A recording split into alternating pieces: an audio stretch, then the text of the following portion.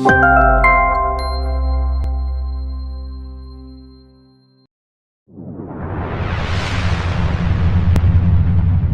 வணக்கம்.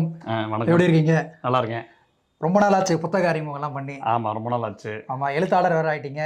4வது புக் ஏதாவது வந்துகிட்டு இருக்கா, இல்லை அதுக்குண்டான ப்ராசஸ் ஏதாவது போயிட்டு இருக்கா? 4வது புக்கு ப்ராசஸ்லாம் போய்கிட்டு இருக்கு. அதை தாண்டி போன வாரம் ஃபோட்டோஸ்லாம் பார்த்தோம். வெளியூர் மாநிலங்களுக்கெல்லாம் கூப்பிட்டு பேச்சாளர் மாதிரி பயங்கரமாக போயிருந்தீங்க. வெளி மாநிலங்களுக்கு? சாரி, கோயம்புத்தூர் வந்து வெளி மாநிலமா? அது கேரளா பக்கத்தில் இருக்கல, சும்மா அப்படி ஒரு இது போடுவோம் அப்படின்னு. அது ஆனைமலை புத்தகத்தை பற்றி பேசியிருந்தோம். ஓகே. அது பேசுகிறப்ப எப்படின்னா, நம்ம வந்து ஒரு புத்தக அறிமுகங்கள்லாம் நம்ம தெரியும், நம்ம சிங்கிள் டேக்கில் அப்படியே பேசிடுவோம். ஆமாம், பேசிடுவோம், இதெல்லாம் பண்ணுவோம். அங்கே நம்ம மேடை பேச்சுங்கிறது வேற ஒரு கலையாக இருக்குது. ஆமாம், அது பேசுகிறப்ப அந்த வீடியோ வரும்னு நினைக்கிறேன். இல்லை, அது பேசுகிறப்ப நமக்கு என்ன ஆகுதுன்னா, நம்ம நிறைய ப்ரிப்பரேஷன் வேறு ஆங்கிளில் ப்ரிப்பேர் பண்ணிட்டு ஒரு புத்தகத்துக்கு உண்டான ஹானஸ்டான இதில் ப்ரிப்பேர் பண்ணிட்டு போகிறோம். ஆனால் அதுவே ரொம்ப பேர்டனாக நம்ம இது பண்ணுறோம். அது பெரிய தோழர்களோட பேசுகிற முறைகள் இருக்குல்ல, அது ரொம்ப கூலாக அவங்க அந்த மேடையை ஹேண்டில் பண்ணுற விதமே இருக்குல்ல. அவங்க நிறைய பாயிண்ட் எடுத்துக்கலைனாலும் ஒரு 2-3 பாயிண்ட் எடுத்துக்கிட்டு அசால்ட்டாக ஒரு அரை மணி நேரம் பேசுகிறாங்க. நம்ம நிறைய பாயிண்ட்டை நம்ம அப்படியே ஒரு ஸ்டெப் பண்ணுறோம் அப்படின்னு நினைக்கிறேன். அது ஓகே, அந்த மாதிரி பேச்சுகள் ஓகே. அது நம்ம நிறைய பயிற்சி வேண்டுமோ அப்படிங்கிற மாதிரி இருந்துச்சு. எனக்கு என்ன பட்டுச்சுன்னா, இது ரொம்ப எக்ஸ்ட்ரானரி புக், ரொம்ப நல்லா ப்ரிப்பேர் பண்ணியிருந்தேன். சரி, அங்கே நிறைய ஆங்கிள்ஸில் பேசியிருந்தேன், ஆனால் சில விஷயங்கள் விட்டுட்டேன் மெயினாக. சரி, அதனால இந்த புக்கை கண்டிப்பாக நம்ம ரிவ்யூவில் இது நம்ம ஏரியா இல்லை, அப்போ நம்ம ஆடணுங்கிறது தான் விஷயம். என்ன, இந்த ஆனைமலை புத்தகம் பிரசாந்த் வே எழுதியிருக்காரு. எதிர் வெளியீடு. எதிர்னாலே ஒரு குவாலிட்டி ஆஃப் புக்ஸ், ஸ்டாண்டர்டு நமக்கு தெரியும். இப்போ சோழர் தொட்டி மாதிரியான புத்தகங்கள்லாம் நம்ம எதிரில் தான் படிச்சிருப்போம். அதே மாதிரி நம்ம சிந்தனோட புத்தகங்கள், பல புத்தகங்கள், அப்போ கேஆர் மீராவோட புத்தகங்கள் வெளியிலேருந்து ஏதாவது ஒரு பெரிய மொழிபெயர்ப்புனா எதிரில் தான் போடுவாங்க. ரொம்ப ஆகச்சிறந்த நிறைய எழுத்தாளர்களை உருவாக்கி விட்டதில் எதிர்க்கு ரொம்ப ஒரு பெரிய பங்கு இருக்குங்கிறத நான் இது பண்ணுவேன். அவங்களோட மேக்கிங்கும் ரொம்ப நல்லாயிருக்கும். அந்த புத்தகங்களுமே பார்த்திங்கன்னா கண்டினியூஸாக நிறைய விற்பனையாகக்கூடிய ஒரு புத்தகங்களாகவும் இருக்குது எதிர் வெளியீடை பொறுத்த வரைக்கும். இது எதிர் வெளியீடுன்னு சொல்கிறத விட, எதிர் வெளியீடு பொள்ளாச்சியில் இருக்குது. ஆனைமலை அந்த பகுதியை சேர்ந்த அதோட அரசியலை பேசுகிறதுனால இந்த புத்தகம் இன்னும் முக்கியத்துவம் பெறுதா நான் பார்க்குறேன். ஆக்சுவலாக பிரசாந்த் வே இந்த புத்தகம் படிக்கிறதுக்கு முன்னாடி எனக்கு என்ன தோணுச்சுன்னா, இதோட சேர்த்து நம்ம இன்னொரு புத்தக அறிமுகத்தையும் நம்ம பார்த்துட போகிறோம். ஒரு சிறு புத்தகம் தான் அது. நம்ம கார்ப்பரேட் என்ஜிஓக்களும் புலிகள் சரணாலயம்னு சொல்லிட்டு நம்ம ராமுருகன் எழுதின ஒரு புத்தகம். அந்த புத்தகத்தை சும்மா போய் படிக்கிறப்ப தான் தெரிஞ்சு, அந்த புத்தகத்துக்கும் பிரசாந்த் வேவோட ஆனைமலைக்கும் ஒரு பெரிய ஒரு லிங்க் நான் பார்த்தேன். அந்த புத்தகத்தில் மெயினாக இது முதல்ல ஆனைமலை புத்தகத்தோட லைன் என்னவா இருக்குன்னா, ஒரு மக்கள் பழங்குடியின மக்கள் விரட்டப்படுறது நடந்துக்கிட்டு இருக்கு. விரட்டப்படுறது காலங்காலமாக நடந்துக்கிட்டு இருக்கு. நீங்கள் ஆப்ரேஷன் கிரீன் ஹண்ட்லேருந்து இப்போ நடக்கிற ஆப்ரேஷன் காகர் வரைக்கும் இதுதான் ஒன்லைன். உலக லெவலில் பார்த்தீங்கன்னா, ஈவன் கலிஃபோர்னியா காடுகளில் கூட அமேசான் காடுகள் கலிஃபோர்னியாவில் காட்டை விட்டு துரத்தியிருக்காங்க. இந்த மாதிரி தான் புலிகளை காக்கிறேன், ஒவ்வொரு ஊர்லேயும் ஒன்று காக்கிறேன். இப்போ கலிஃபோர்னியாவில் ஏதோ குரங்கா ஏதோ ஒரு காக்கிறேன். அந்த மாதிரி ஒவ்வொரு ஏரியாவுக்கு இருக்கும் தெரியுமா அந்தந்த விலங்குகள். அந்த விலங்குகள் பேரை சொல்லி மனிதர்களை விரட்டிட்டு அதை ரிசார்ட்டாகவும் பன்னாட்டு கம்பெனிகளுக்கு ஒரு மூலதனமாகவும் அது மாற்றுறது உலக லெவலில் நடந்துக்கிட்டு இருக்கு. அதோட தொடர்ச்சியாக தான் இதை நம்ம பார்க்குறோம். ஈவன் காடோடியில் கூட நம்ம பார்த்துருப்போம். இந்தோனேஷியாவில் இருக்கக்கூடிய காடுகள் எப்படி கார்பரேட்டுக்கு இது பண்ணப்பட்டுச்சுன்னு பார்த்துருக்கோம். இது ஆனைமலை. இது என்னன்னா டைகர் ரிசர்வ் ஃபாரஸ்ட்னு சொல்கிறது. டைகர் புலிகள் வாழ்கிறாங்க அப்படின்னா மக்கள் வாழ முடியாது அப்படின்னு சொல்லி ஏதோ ஒரு லாஜிக் எடுத்துகிட்டு வராங்க. இது என்னன்னா ஆரம்பத்தில் காடுகளாக தான் இருந்துச்சு. அது ராமுருகன் நல்லா எழுதியிருப்பார். அந்த புத்தகத்தில் என்ன எழுதியிருப்பார்னா, காடுகள் பழங்குடியின மக்கள்கிட்ட இருக்கிற வரைக்கும் காடுகளாக தான் இருக்குது. நீங்கள் போய் அங்கே போய் டீ எஸ்டேட் போட்டு இது பண்ணி ரெசார்ட் கட்டின பிறகு தான் காடுகள் வேறையாக மாறுது அப்படின்ட்டு ஒரு அரசியலை பேசியிருப்பார். இந்த நாவலோட மெயின் அரசியல் அதுதான். டைகர் ரிசர்வ் ஃபாரஸ்ட்டாக மாற்றுறாங்க. மாற்றுறப்ப அந்த மக்கள்லாம் வெளியேற்றப்படுறாங்க. அந்த புலம்பெயர்வுகள் தான் இந்த புத்தகம் சொல்லுது அப்படின்ட்டு நான் சொல்லுவேன் நான். ஓகேவா? இது ராமுருகனோட இது என்ன. அதுக்கப்புறம் எனக்கு என்ன பட்டுச்சுன்னா, மெயினாக எலிஃபண்ட் விஸ்பர்ஸ். எலிஃபண்ட் விஸ்பர்ஸ் அந்த சமயத்தில் இன்னொரு டாக்குமெண்ட்ரிக்கு ஆனந்த் பட்டவர்தன் ஆஸ்கார் கிடச்சிருக்கணும் ஆஸ்காருக்கு நம்ம போகிறப்ப எலிஃபண்ட் விஸ்வர்ஸ் தான் கொண்டு போனாங்கன்னு சொன்னாங்க. ஓகே அந்த இன்னொரு டாக்குமெண்ட்ரியோட பேர் எனக்கு டக்குன்னு மறந்து போச்சு. பிரீத்லெஸ்ஸாக ஏதோ சம்திங் வருது. அந்த டெல்லியில் இருக்கக்கூடிய பொல்யூஷன்ஸு ஏன்னா அதெல்லாம் பற்றி அது சொல்லுது போல். ஓகே ஸோ ஒரு அரசை வந்து நேரடியாக கேள்வி கேட்குற மாதிரி இருக்கிறதுனால அந்த அந்த இது வந்து தடுக்கப்பட்ட எலிஃபண்ட் விஸ்பர்ஸ் வந்து போகுது ஆஸ்காருக்கு. இங்கே எங்கே ரொம்ப கவனிக்கணும், வலதுசாரி அரசியலோட தன்மைகளை கவனிக்கணும். ஓகே எலிஃபண்ட் விஸ்பர்ஸ் மாதிரி ஆள் எது ஏன் போகணும் சொல்லுங்கள்? அந்த கதையோட பார்த்தேன் நான், இந்த இதுக்காக பார்த்தேன். ஆமா அது வந்து கிட்டத்தட்ட நீங்கள் பார்த்தீங்களா? ஆமா அது மாதிரி ஒன்லைன் சும்மா அங்கே கேள்விப்பட்டப்போ அதான் சும்மா அந்த ஒரு மேல டாப் ஆங்கிலேருந்து பாருங்க காடு எப்படி இருக்கு, அந்த யானையை வந்து எப்படிலாம் அவங்க இது பண்றாங்க, அது மாதிரி அந்த 2 பேர் நடிச்சவங்களை கூப்பிட்டு ஐபிஎல் வரைக்கும்லாம் கௌரவிச்சாங்க, தோனிலாம் கூப்பிட்டு அந்த மாதிரிலாம் விஷயங்கள் நடந்துச்சு. அந்த இல்லை அது நடந்துச்சு. அது ஒரு ஆளும் வர்க்கத்தோட குரலாக இருக்கிறனால தான் ஆஸ்கார் வரைக்கும் அவார்டு வாங்குதுங்கிறது என்னோட கருத்து. நான் தாழ்மையான கருத்து, என்ன தப்பாக கூட இருக்கலாம். அதில் என்னன்னா யானைகளை சென்டிமெண்ட்டாக காட்டுவாங்க. யானையை வளர்ப்பாங்க 2 பேர்.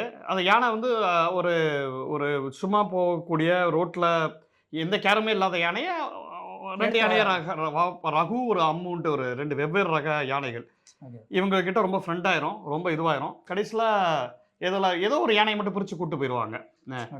அந்த மாதிரி காட்டுவாங்க, யானை சென்டிமெண்ட்டு இதெல்லாம் காட்டுவாங்க. நடுவில் அதில் வந்து அவங்க சொல்லுவாங்க, அந்த அம்மா வந்து வயதான அம்மா ஒருத்தவங்க இருப்பாங்க, அவங்க சொல்லுவாங்க இந்த காட்டில் தான் நாங்கள் இருக்கோம், அந்த காட்டை வந்து நாங்கள் எக்ஸ்ப்ளாய்ட் பண்ணதில்லை, அதெல்லாம் காட்டுவாங்க. பழங்குடியின மக்கள்லாம் கரெக்டாக காட்டியிருப்பாங்க. நெல்லிக்காய் எல்லாம் பறிக்கிறது, அந்த தேன் எடுக்கிறது, இந்த மாதிரியான விஷயங்கள்லாம் காட்டிட்டு இது மட்டும் தான் நாங்கள் பண்ணுவோம், காட்டை நாங்கள் எக்ஸ்ப்ளாய்ட் பண்ணதில்லை எல்லாம் சொல்லுவாங்க. நான் ஒரு ஷார்ட் அதில் வந்து எங்கள் வீட்டுக்காரரை வந்து புலி கடிச்சிருச்சு அப்படிங்கிற ஒரு சீன் வரும். எனக்கு என்னமோ ஒட்டுமொத்த சினாரியோ எப்படின்னா, இந்த ஒட்டுமொத்தமாக மனிதர்கள் இருந்தால் இந்த யானைகள் வந்து இப்படி அனாதையை போகிறதுக்கும் யானைகள் ஊருக்குள்ளே வர்றதுக்கும் காரணமாக இருக்காங்க. அதாவது காடுகளுக்கும் புலிகளுக்கும் மனிதர்களுக்கும் உகந்த இடம் கிடையாது. இதெல்லாம் காட்சி படிமமாக சொல்லிச்சோ அப்படின்னு எனக்கு பட்டுச்சு. ஏன்னா ரொம்ப சென்டிமெண்ட்டாக அணுகியிருப்பாங்க இதில். இந்த எலிஃபண்ட் விஸ்பர்ஸ் மாதிரியே இதில் ஒரு கதை வரும். ஒரு எப்படின்னா அந்த ஒரு எடுத்தோன்னா அந்த கதை எப்படி ஆரம்பிக்குதுன்னா, ஒரு என்ஜிஓ அகிலா அப்படிங்கிற ஒரு கேரக்டரு, அவங்க வந்து ஒரு படம் இது பண்ணுறாங்க. வேங்கிங்கிற ஒரு என்ஜிஓ சேர்ந்த இவங்க காட்டில் இருக்கிறவங்களுக்கு ஒரு படம் ஓட்டுறாங்க. அந்த படத்தில் வந்து பார்த்தீங்கன்னா நெல்லிக்காய் இருக்குல்ல, நெல்லிக்காய்க்கும் புலிக்கும் உள்ள ரிலேஷன் அப்படிங்கிற ஒரு விஷயம் இருக்குல்ல. நம்ம கமல் தசாவதார் சியாஸ் தியரி அப்படிம்பார்ல, அதாவது நெல்லிக்காயை வந்து பழங்குடியின மக்கள் வந்து தூக்கிட்டு போயிடுறாங்களாம். அதனால மான்கள் நெல்லிக்காய் கிடைக்க மாட்டேங்கிறான். மான்கள் எல்லாம் சாகிறதுனால மான் உணவாக வச்சிருக்கிற புலிகளும் சாகுறான். வாவ் வாட் இது வந்து எப்படி இருக்குன்னா, சின்னதாக வந்து ஒரு மோடியோட பொருளாதார பிரச்சனை காரணம் வந்து இங்கே இருக்கிற டீ கடைக்காரர் வந்து ஒருத்தர் ஒழுங்காக டீ போடலன்னு சொன்னால் எப்படி இருக்கும், அந்த மாதிரியான ஒரு விஷயம். காலங்காலமாக மனிதர்களும் எல்லாருமே சேர்ந்து தான் இருக்காங்க. அது செயின் இருக்குல்ல, நீங்கள் சொல்கிற செயினில் மனிதர்கள் வர மாட்டாங்களா? மனிதரோட சேர்ந்து தான் அந்த காடு இருந்திருக்கு, ஓகேவா? ஆனால் இவங்க இப்படி ஒரு இது பண்ணியிருக்காங்க. இது பார்த்தா ராமுருகல் ஒன்று எழுதுறாரு, அதுதான் இந்த புத்தகத்துக்கும் அதுக்கும் உண்டான லிங்க். அது அவர் வந்து எழுத்தாளர் பிரசாந்த் வே வந்து ராமுருகவேல் படிச்சுட்டு தான் எடுத்திருக்காருங்கிறது தெளிவாக தெரியுது. அவர் நிறைய ஒர்க் பண்ணியிருக்காரு, அந்த நாவலுக்குள்ளே ஒர்க் பண்ணியிருக்காரு. ஒரு சேகர் தாத்ரி அப்படிங்கிற ஒரு ஆவணப்பட இயக்குனர். உண்மையிலேயே இது ப்ராசஸ் உண்மையில நடந்திருக்கு. இந்த ரிசர்வ் ஃபாரஸ்ட் ஆகிறதுக்கு முன்னாடி மக்கள்கிட்ட போய் மண்டை கழுவுறது இருக்குல்ல, இந்த புலிகள் வந்து இருக்கணும்னா மனிதர்கள் அங்கே காட்டு விட்டு வரட்டணுங்கிறத கலை ரீதியாக செய்கிறாங்க. அப்போ இவங்க கலை ரீதியாக ஏதோ ஒரு படத்துக்கோ எதுக்கோ ஒன்று அவார்டு கொடுக்குறாங்கன்னா நம்ம யோசிக்க வேண்டியதாக இருக்குது. எலிஃபண்ட் விஸ்வர்ஸ் அவார்டு கொடுக்கணும், ஏன்டா அவார்டு கொடுக்குறீங்க? அதே மாதிரி ஒரு கதை வருது இதுலையுமே. அந்த ஆளுமர்க்கம் வந்து ஒரு கதை சொல்லுது, இதே மாதிரியே 2 யானை வளர்க்குறவங்க இருக்காங்க. அது ஆனால் அந்த யானை வந்து அம்மா பேரண்ட்டு குழந்தை யானை. அது வந்து இதில் என்ன அது எதுக்கு காட்டப்படுதுன்னா, இவங்களை விட்டு பிரிஞ்சா கூட அந்த யானை வந்து அம்மாவோட பிரிஞ்சிருது இந்த யானை. அப்புறம் இந்த யானைக்கு தொடர்பே இல்லாமல் 2 யானை மேய்ஞ்சிக்கிட்டு இருக்கு. கிட்டத்தட்ட எலிஃபண்ட் விஸ்வர்ஸ் கதையும் கிட்டத்தட்ட இதே மாதிரி கதை தான். அந்த இதில் அகிலாங்கிறவங்க சொல்கிற கதை இந்த கதை தான். இப்போ 2 யானை இருக்குல்ல, ஒரு தாய் யானை பிரிஞ்சா கூட இந்த யானை பட்டு வேலை செய்யுதுல்ல, அதே மாதிரி பழங்குடியின மக்களும் ரூட்ஸை விட்டு பிரிஞ்சா வெளில செஞ்சிருவாங்க அப்படிங்கிறதான் கதையாக சொல்கிறாங்க அகிலாங்கிறவங்க. ஸோ இதுதான் எலிஃபண்ட் விஸ்வர்ஸோட கதையா அப்படின்னு தோணுது. சென்டிமெண்ட்டாக அதுலேயும் வருது, யானை புரிஞ்சிருது, அதை தாண்டி யானை அதோட வாழ்க்கை வாழுது இல்லை. அப்போ பழங்குடியின மக்களுக்கு மட்டும் எதுக்கு காட்டை பிடிச்சி தொங்குறீங்கிறத படிமமாக சொல்கிறது இருக்குல்ல பெரிய இயக்குனர்கள். என்னடா யானை சென்டிமெண்ட் என்ன நமக்கு டக்குன்னு பார்த்தா புரியாது. சூப்பராக இருக்குல்ல, பயங்கரமாக கேமரா காட்டுறாங்களா, டாப் ஆங்கில் காட்டுறாங்க. அதை தாண்டி அந்த எலிஃபண்ட் விஸ்வர்ஸோட அரசியல் என்னங்கிறது இந்த நாவலில் ஒரு உள்ளுக்குள்ளே ஒரு இடத்துல அவர் தெரிஞ்சு வச்சாரா தெரியாம வச்சாரான்னு தெரியல. நான் கேட்ட வரைக்கும் நான் அந்த மேடையில் பேசுகிறப்ப இல்லை நான் அதுக்கும் இதுக்கும் சம்மந்தம் இல்லைன்னு தான் சொன்னார் அவர். ஓகே. எனக்கு அப்படியே இருந்துச்சு. அதுவும் அதுலேயே ஒரு யானை பேர் அம்மு, இதுலேயே ஒரு யானை பேர் அம்மு. ஓகே. அதெல்லாம் எனக்கு அப்படி இருந்துச்சான்னு தெரில. டோட்டலாக பார்க்குறப்ப வேறு கதையாக இருக்குல்ல. ஓகே. இப்போ ஒரு யானை வந்து அம்மாவோட யானை புரிஞ்சிருது, அதே மாதிரி தானே உன் காட்டை புரியுது அம்மா யானை புரியுற மாதிரி அப்படிங்கிற ஒரு விஷயமா பட்டுச்சு. ஓகே. அப்போ எனக்கு என்ன பட்டுச்சுன்னா, எலிஃபண்ட் விஸ்பர்ஸ் இந்த பக்கம் ராமுருகலோட கதை, அப்புறம் அந்த பக்கம் ஆனைமலையோட ஒரு கதை, இப்படி எல்லாம் ஒரு வேற வேற லேயர்ஸில் எனக்குள்ளே ஓடிக்கிட்டு இருந்துச்சு. அப்படி தான் இந்த இதுவாக இருக்குது. இப்போ சரி நம்ம கேட்கலாம், அப்போ ஏன்பா ராமுருகலோட கட்டுரை தொகுப்பு போதுமானது, இது ஏன் நாவல் நான் ஏன் படிக்கணும் அப்படிங்கிற ஒரு கேள்வி வரும். நிறைய பேர் இப்போ வந்து நிறைய அறிவாளிகள், சோகால்டு அறிவாளிகள், எனக்கு தெரிஞ்ச நிறைய அறிவாளிகள் இருக்காங்க. ஒருத்தவங்கிட்ட நான் கேட்டேன், ஃபிக்ஷன்லாம் படிக்க மாட்டேன் ப்ரோ, ஐ ஆம் ஒன்லி நான் ஃபிக்ஷன் அப்படின்னு சில பேர் இருக்காங்க. நானும் அப்படி இருந்தால் தான். நான் ஃபிக்ஷன் படிக்கிறவங்களாம் ரொம்ப அறிவாளிகள், ஃபிக்ஷன் படிக்கிறவங்கலாம் தேவையில்லாமல் சும்மா ஒரு கதை தானே சொல்லியிருக்க போகிறாங்க அப்படின்னு. அப்படி கிடையாது. கதைங்கிறது ஒரு படிமமாக இப்போ நான் சொன்னேன்ல எலிஃபண்ட் விஸ்பர்ஸுங்கிற ஒரு கதை. இப்போ இந்த மக்களை விரட்டணும்னா அவனே என்ன யூஸ் பண்ணுறான், கலைஞர் ஒரு ஆர்ட்டை யூஸ் பண்ணுறான், ஒரு டாக்குமெண்ட்ரி யூஸ் பண்ணுறான், சேகர் தாத்ரிங்கிற ஒரு டாக்குமெண்ட்ரி பண்ணுறாரு, எலிஃபண்ட் விஸ்பர்ஸ் மாதிரி ஒரு டாக்குமெண்ட்ரி இறக்குறான். ஃபிக்ஷன் வரப்போ தான் அந்த கதையை வந்து ஒரு லேயர்டாக சொல்ல முடியும். இல்லை அவன் மைண்டுக்குள்ளே படிமமும் பறியும். ஒரு விஷயம் இருக்குல்ல, அது ஒரு விஷயமா பதியும்ல. அப்போ அவங்க அவ்வளோ வேலை செய்கிறப்ப இந்த சைடில் மக்களுக்கான அரசியல் பேசக்கூடியவங்க இதே வேலைகளை இந்த பக்கமும் செய்ய வேண்டிய ஒரு தேவைகள் இருக்கிறதா நான் பார்க்குறேன். ஓகேவா? அப்போ இப்படி இருக்கா. ஆனால் வாட் மேக்ஸ் ஏ நாவல் அப்படிங்கிற ஒரு விஷயம் இருக்குல்ல.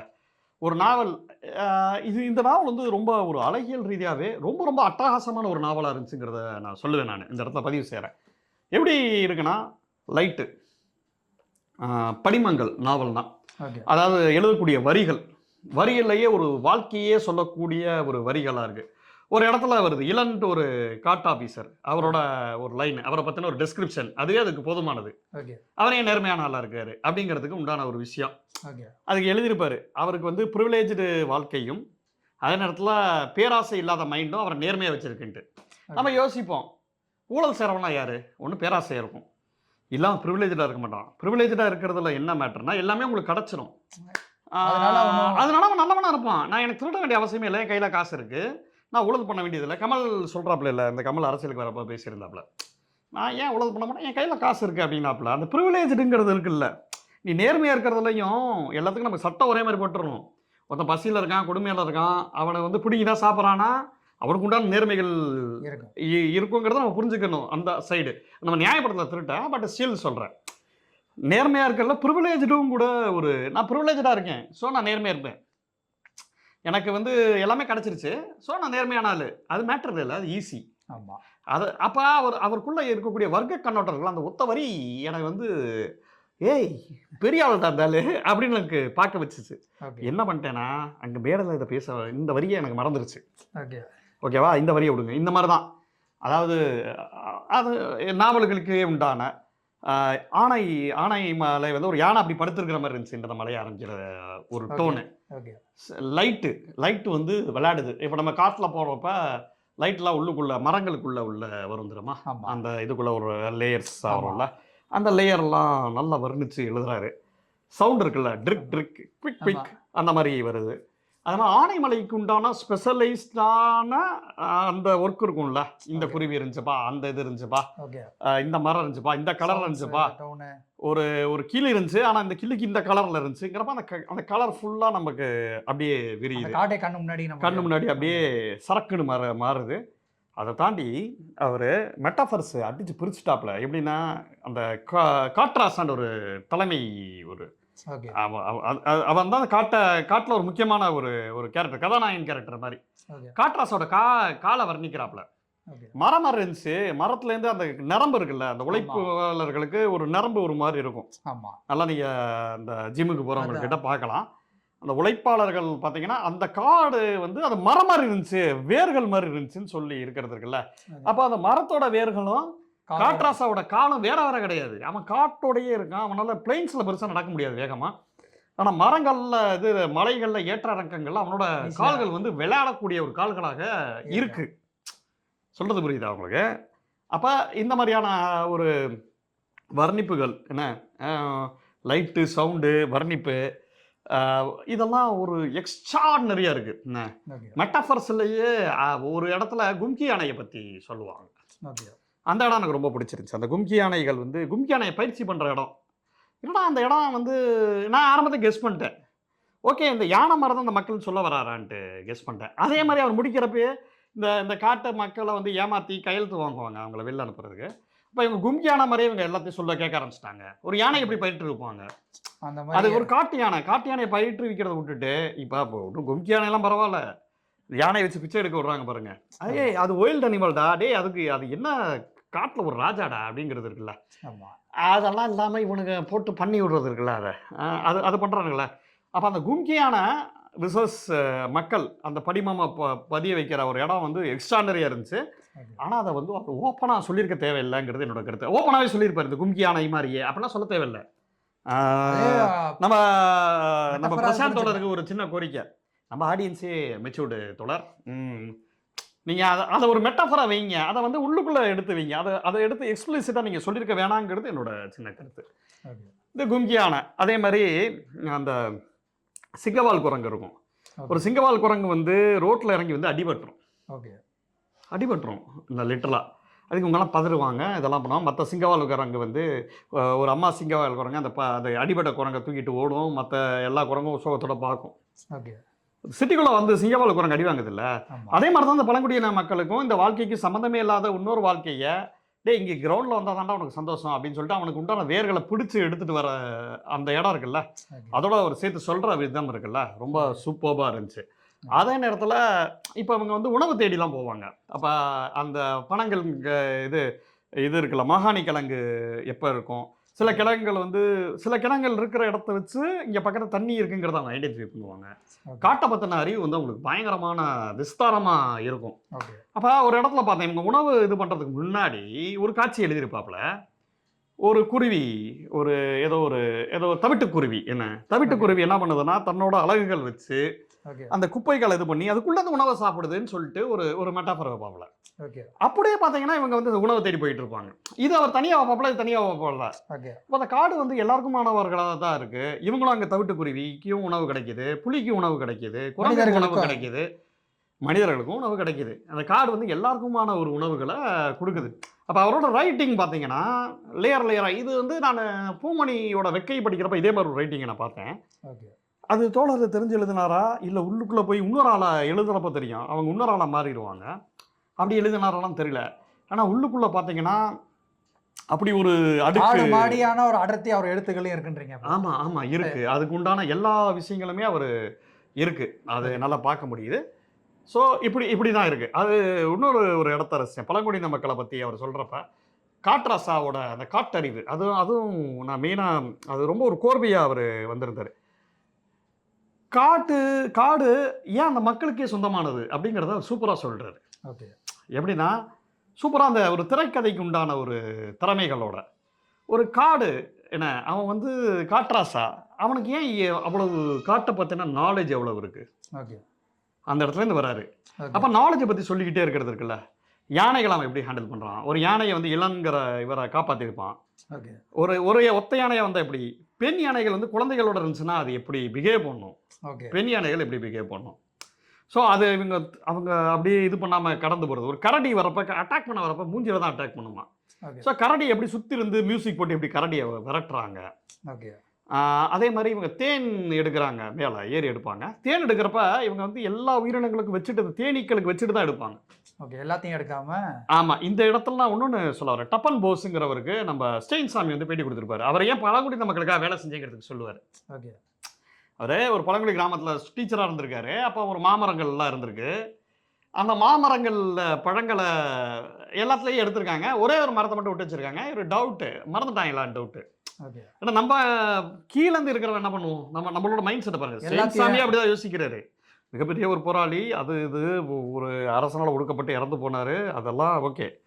ஆனால் அவர் ஒரு கீழேந்து இருக்கிறவங்களுக்கு வந்து எல்லாமே நான் எனக்கு தாக்கரெல்லாம் பறிச்சிடுவோம்ல. ஆனால் அவர் இங்கே இல்லை அது வந்து மற்ற உயிரினங்களுக்கு வேணும், மற்ற பறவைகளுக்கு வேணும்னு அவர் சொல்லியிருப்பார். ஓகே அதை பார்த்துட்டு என்ன மாதிரியான மக்களாக இருக்காரு ஸ்டெயின்சாமி யோசிக்க ஆரம்பிச்சு. அதுதான் கீழே இருக்கிற மக்களுக்கும் மேலே இருக்கிற மக்களுக்கும் உண்டான இடைவெளியை வந்து ஸ்டெயின்சாமி வந்து புரிஞ்சு வச்சுக்குவார். ஓகே அந்த புரிதல் இருக்கு பார்த்தீங்களா, அதுதான் இந்த நாவல்.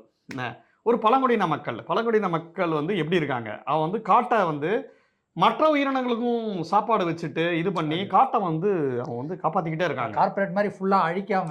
ஆமா ஆமா, அந்த எல்லா உயிரினமும் ஆமா. வாழணும்னு நினைச்சுதான் அவன் வாழ்ந்துட்டு ஆமா, இருக்கான். ஒரு இடத்துல யானையை காப்பாத்துவாங்க. Okay. யானை வந்து இவங்களுக்கு வணக்கம் வச்சுட்டு நன்றி சொல்லிட்டு போகணும். குட்டி யானை கீழே விழுந்துரும். Okay. குட்டி யானையை அவங்க காப்பாற்றுவாங்க.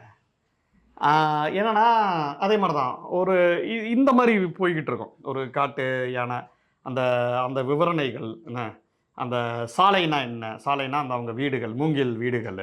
Okay. ஸோ இந்த மாதிரி போய்கிட்டு இருக்கோம். ஸோ இது நிறைய மெட்டாஃபர்ஸு, நிறையா விவரணைகள். அந்த திரைக்கதை எப்படி இருக்குன்னா, திரைக்கதைன்னு வருது. அந்த கதையை எப்படி போகும்னா, அந்த இவங்க வந்து காடை வந்து அவ்வளவு நேசிக்கிறவங்களா, காட்டுக்கு உண்டான அறிவு மொத்தமாக இருக்கிறதா, காட்டை அவங்க காப்பாற்றிக்கிட்டே இருக்காங்க. இவங்க வந்து ஜெயிலுக்கு போகிறப்பையும் இவங்க வந்து புலி இறந்துச்சுன்னா இவங்க தான் இன்ஃபார்ம் பண்ணுறாங்க. அந்த இடத்துல சந்தன மரங்கள் வந்து வெட்டப்பட்டுச்சுன்னா இவங்க தான் போய் இன்ஃபார்ம் பண்ணுறாங்க. எனக்கு அந்த வாச்சாத்தின் டாக்குமெண்ட்ரி எனக்கு ஞாபகம் வந்துச்சு. என்ன, ஸோ அந்த காட்டை பற்றின அறிவு இருக்குல்ல, அதை எப்படி அவங்க கண்டுபிடிப்பாங்கன்னா, தண்ணி வந்து ஒயிட்டாக வந்துச்சுன்னா மரங்கள் வெட்டப்படலையா, தண்ணி கலங்களாக வரதை வச்சு பார்த்தீங்கன்னா அவங்க அங்கே போய் பார்ப்பாங்க, அது ஃபுல்லாக வெட்டப்பட்டிருக்கும் அந்த இதெல்லாம். ஸோ அப்படி ஒரு லேயரு. இது ஹியூகோ வுட்ஸ்ன்னு ஒருத்தர் இருப்பார். அவர் எப்படிப்பட்டவர், அவர் ரொம்ப முக்கியமானவர் ஆனைமலைக்கு. இல்லைன்னா ஆனைமலையே இதுவாக இருக்கும். ஒரு பழைய ஒரு பீரியாடிக்கல் கதை ஒன்று போகும். அவர் எவ்வளோ முக்கியமான ஆள், எப்படி தேக்க மரங்கள்லாம் அவர் வளர்த்தாரு, அது வெறும் பிஸ்னஸ் மாதிரி இல்லாமல் அதுக்கு ஏதோ ஒரு மெத்தட் சொல்கிறாங்க. தேக்கு மரத்தில் அந்த அடியில் மட்டும் வச்சுட்டு வெட்டுற ஒரு விஷயங்களை மக்களுக்கு பயன்படுற மாதிரி வச்சுருந்தாரு. அதே நேரத்தில் அதை குரோ பண்ணிக்கிட்டு இருக்கிற வேலைகளை அவர் பார்த்தாரு. அது மாதிரி காட்டுக்காக வேலை செஞ்சவங்க நிறைய பேர் இருக்காங்க. இது ஒரு லேயரு. அதனால அந்த நாவல் முழுக்கவே அந்த பீரியாடிக் இதுலையும் பார்த்தீங்கன்னா, காட்ராசாவோட அதுக்கு முன்ன மூதாதையர்கள் வேங்கையன்னு அவங்களும் அடித்து துரத்தப்பட்டிருக்காங்க. இன்னொன்று இவங்க காட்ராசாவோட இவங்களும் துரத்தப்படுறாங்க. நடுவில் வந்து இன்னொரு கதை ஒன்று வரும், வேறு கதைகள் வரும். ஒவ்வொருத்தவங்களை பார்க்குறப்ப முன்னாடி கீழே போயிருப்பாங்கல்ல, அவங்கள பற்றின கதைகள் வரும். காட்ராசாவோட ஃப்ரெண்டு மணி இருப்பார், மணியோட பாட்டி வானம்மா. அவங்க வந்து ஆழியார் டேம் கட்டுறப்ப காமராஜர் காலகட்டத்தில் அவங்களாம் இப்படி ஒரு ஏரியா விட்டு தள்ளி நிற்க வைக்கப்பட்டாங்க. ஆழியார் டேம் கட்டுறதுக்காக தான் இவங்க லேண்டை தான் கொடுத்துருப்பாங்க. ஆனால் பக்கத்துலேயே இவங்களுக்கு கிராமங்கள் ஒதுக்கப்பட்டிருக்கும். ஆனால் இவங்க ஏரியாவில் தண்ணி வராது, ஒழுங்காக லைட்டு வராது, கரண்ட் வராது, அந்த பிரச்சனைகள்லாம் எப்படி. ஸோ இவங்க பழங்குடியின மக்கள் வரிசையாக துரத்தப்பட்டுக்கிட்டே இருந்திருப்பாங்க. அதே நேரத்தில் இந்த டேம் கட்டினாலோ இந்த இதை வேறு கன்ஸ்ட்ரக்ஷன் பண்ணாலோ இங்கேருந்து மேலேருந்து கீழே வராங்க பார்த்தீங்களா பழங்குடியின மக்கள், அவங்கள தான் வேலைக்கு எடுக்கிறது. அவன் டேமில் இறந்து போன பிறகு அவனுக்கு காம்பன்சேஷன் கொடுக்காம எக்கச்சக்க டேம்ஸு இது பண்ணுறப்ப Parambikulam dam, Sholayar dam, Aliyar dam, இது எல்லாத்துலேயும் இவங்களோட உயிர்களும் ரத்தமும் சதையுமா இறந்துக்கிட்டே இருப்பாங்க. அந்த மாதிரியான விஷயங்களும் வருது. அதனால தான் இந்த நாவல் நான் சொல்கிறேன். ரொம்ப அட்டகாசமாக வேறு காலகட்டத்தில் வேறு டேம் கட்டுறப்ப வேறு இதில் ஒரே விஷயங்களை அவர் ரிப்பீட் பண்ணி இது விஷயம் நடக்குதுங்கிறத உள்ளுக்குள்ளே வச்சுக்கிட்டே இருக்கார், ஸ்டஃப் பண்ணுறாரு. என்னோட பழங்குடியின பெண்கள் ஒரு 3 பெண்கள் வராங்க. என்ன, இவங்க காட்ராசாவோட இணையர், அந்த இவங்க சுந்தரி அவங்க பேர், வானம்மாள், தாமரை. இந்த 3 கேரக்டருமே பார்த்தீங்கன்னா இப்போ காட்ராசாவுக்கு ஃபஸ்ட்டு அவங்க பார்த்துக்க மாட்டாங்க, அவங்க அண்ணனுக்கு தான் பார்த்துருப்பாங்க. ஆனால் அந்த பொண்ணு காட்ராசா பிடிக்குன்னு சொன்னால் ஓகேன்றுவாங்க. பழங்குடியின மக்களோட ஜனநாயகம். அதே நேரத்தில் வானம்மாள் வந்து எப்படி அவங்க பிளெயின்ஸுக்கு வந்து அந்த ஆழியார் நாளில் துரத்தப்பட்டாங்கல்ல, அவங்க வந்து ஹஸ்பண்டு இறந்த பிறகு திருப்பி இன்னொரு கல்யாணம் பண்ணுறப்ப இங்கே பிளெயின்ஸ் இருக்கிற மக்கள் வந்து தப்பாக பார்ப்பாங்க. அப்போ அவங்களுக்கு ஒரு மாதிரி இருக்கும், எங்கள் இதில் இதெல்லாம் சகஜம் கல்யாணம் பண்ணுறது, செகண்ட் கல்யாணம் அப்படிங்கிறது. அதே மாதிரி தாமரைங்கிற கேரக்டரும் சின்னான் கேரக்டரை அப்படி தான் இது பண்ணுவாங்க. ஸோ அந்த பெண்கள், அந்த பழங்குடியின பெண்களோட இவங்க எப்படி இது பண்ணுறாங்க, ஸோ போலீஸ் அட்ராசிட்டிஸ் எப்படி இருக்குன்ட்டு ஒரு சாப்டரில் வருது. ஸோ இந்த மாதிரி நிறையா லேயர்ஸில் இந்த நாவல் வந்து இப்படி பறந்து விரிஞ்சு போகுது. அதே காட்டு வாழ்க்கையை அவங்க ரொமான்டிசைஸ் பண்ணுறாங்கன்னா நிறைய ரொமான்டிசைஸும் இருக்குது. அதே நேரத்தில் அங்கேருந்து படித்து வரக்கூடிய பழங்குடியின பெண்ணு நம்ம மலைப்பூரில் பார்ப்போம்ல, ஒரு அந்த மாதிரி இங்கே 8 கிலோமீட்டர் நடந்து வந்து படிக்கும், ஒரு பொண்ணு படிக்கும். ஆனால் அது படிக்கிறப்ப அது நடந்து வரப்போ காரில் சேறு ஏறிடும். அப்போ அந்த டீச்சர் கேட்பாங்க, நீங்கள் சுத்தமாக இருக்க மாட்டீங்களான்னு கேட்பாங்க. அவங்களுக்கு இந்த வாழ்க்கையை பற்றின புரிதலோ எதுவுமே இருக்காது. அந்த பொண்ணு இவ்வளோ தூரம் வந்து படிக்குதுங்கிற ஒரு கரிசனமோ இருக்காது. நம்ம எஜுகேஷன் சிஸ்டத்து மேலே அவர் வைக்கக்கூடிய ஒரு விமர்சனமாக நான் பார்த்தேன். அது ஒன்று அப்படியே போச்சு. ஏன்னா அந்த லேயரு ஸோ இது வந்து ஒட்டுமொத்தமாக நீங்கள் ஒரு கதையாக நீங்கள் வந்து படிக்கிறப்போ உங்களுக்கு ஒரு பெரிய ஒரு அனுபவத்தை இது வந்து கொடுக்கும். மெட்டஃபர்ஸாவோ இல்லை நிறையா அந்த அந்த லேண்ட்ஸ்கேப்பாவோ. ஓகே. ஆமாம், ஒரு ஒரு இடம்லாம் அந்த காட்ராஸை வந்து தன் இணையரை கூட்டிகிட்டு வந்து ஹனிமூன் இருக்குல்ல, இப்போ வந்து சாதாரண ஆட்கள் வந்து ஹனிமூன் போகிறதுனா பரம்பிக்குளமா கேரளாவோ போவாங்க. ஆமாம். மலைக்குள்ள இருக்கலாம் எங்கே போவோம் அப்படின்னு பார்த்தீங்கன்னா, அது ரொம்ப ஒரு அட்டகாசமான நிறைய மின்மினி பூச்சிகள் இருக்கக்கூடிய நைட்டில் ஒரு ஒரு மேஜிக்கல் ரியாலிசம் மாதிரி ஒரு காட்சி வந்து வந்து போகுது.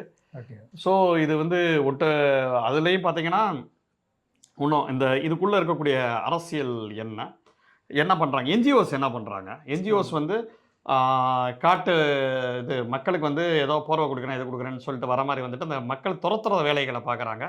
அவங்க தான் வழக்கு போட்டு ஃபாரஸ்ட்டை ப்ரிசர்வ் பண்ணுறாங்க. இவங்க எங்கேருந்து ப்ரிசர்வ் பண்ண போகிறாங்க, அந்த மக்களுக்கு தெரியாதா அப்படிங்கிற ஒரு விஷயம் இருக்குல்ல. அது அது அந்த அந்த அந்த மாதிரியான விஷயங்கள், அதில் இருக்கக்கூடிய பரப்புகள், இறப்புகள், சாவு, ஒரு அந்த ஒரு பிரசவத்துக்குலாம் அங்கேருந்து எடுத்துகிட்டு வருவாங்க. எடுத்துகிட்டு வரப்போ பார்த்தீங்கன்னா இறந்து போவாங்க. அந்த கஷ்டங்கள் முன்னாடி இருக்கக்கூடிய காட்டில் இருக்கிறவங்களுக்கு அந்த பிரசவத்துக்கு உண்டான அறிவெல்லாம் இருந்துச்சு. இப்போ அது இல்லைங்கிற ஒரு சூழல்லப்போ அவங்க டாக்டரை தேடி வரப்போ அவங்களுக்கு வாகனங்களே இல்லாமல் இருக்கிறப்ப சும்மா தூக்கிட்டு வரப்போ இறந்து போகக்கூடிய ஒரு காட்சிகள். ஸோ அதை எப்படி அடக்கம் பண்ணுறாங்க, காட்டில் இருக்கிறவங்களுக்கு எப்படி அடக்கம் பண்ணுறாங்க. நம்ம ஒன்று புதப்பம் இறப்போம்ல, அவங்களோட அந்த இதுவே வேறையா இருக்கு. ஒட்டு மொத்தத்தில் இது வந்து ரொம்ப ஒரு பயங்கரமான ஒரு நாவலாக எனக்கு பட்டுச்சு.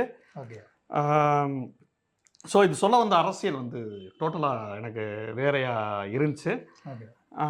இன்னைக்கு வந்து ஒரு பீகாரில் ஒரு 65 லட்சம் பேர் மக்களை வந்து ஓட்டர் ஐடி செல்லாதுங்கிற ரேஞ்சுக்கு நாளைக்கு சிட்டிசன்லாம் சொல்லிடுவாங்க போல்.